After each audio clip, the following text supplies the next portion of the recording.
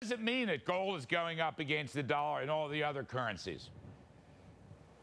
Well, it means that our central bank isn't particularly unique. It means that many central banks are trying to print their way out of the near depression that, thank goodness, they pulled us out of. Look, I think everybody needs to recognize that while we're now experiencing the side effects of a weaker dollar, record gold prices, all these bubble phenomena that you're talking about, these are merely the side effects of critically important treatment that pulled us out of near death 7 months ago. And if you're Ben Bernanke, you've got to think very, very carefully about how quickly you want to take that patient off of life support. So while I respect Andrew Barry's article in Barron's very, very much, and I hope Ben Bernanke reads it, it's just too simple by half to say, oh, well, he should just simply go to 2% interest rates because the crisis is over.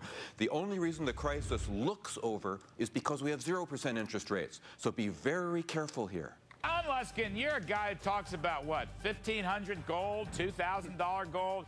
You sound tonight as though you're okay with that all of a sudden. And this is a big reversal from your prior position. Gold is an inflation signal. Gold is an inflation tax on the economy signal. Energy's moving up. Commodity. Why are you so complacent, Mr. Luskin? This is a new song for you. That's a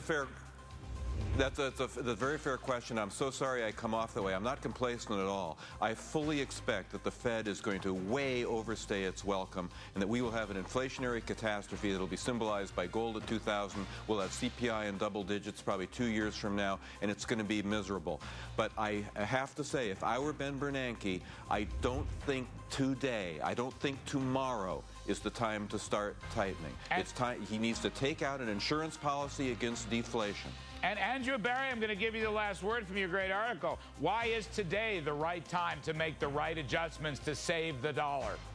Ours is a debtor nation. We have to continue to attract capital, and I think if we continue to keep rates at zero, the dollar could be in trouble. The smart money is moving out of the dollar right now into commodities. And there's no end to it. We're sure not having any trouble funding our debt, though, are we? We're not.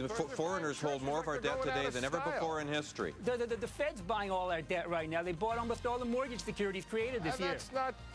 That's a dramatic overstatement, and what the Fed's done. They bought $300 billion, which is only a small portion of the total float that's out there. And they're getting out of the business. I think it'll be over. And of the $1 trillion they bought in MBS, foreigners have only sold $300 billion. If the Federal Reserve wants to do something about the dollar, then I say Andrew Barry is right. Do something about the dollar. Don't just talk about it, Andrew. Take an action, for heaven's sake. Is that the bottom line for your article?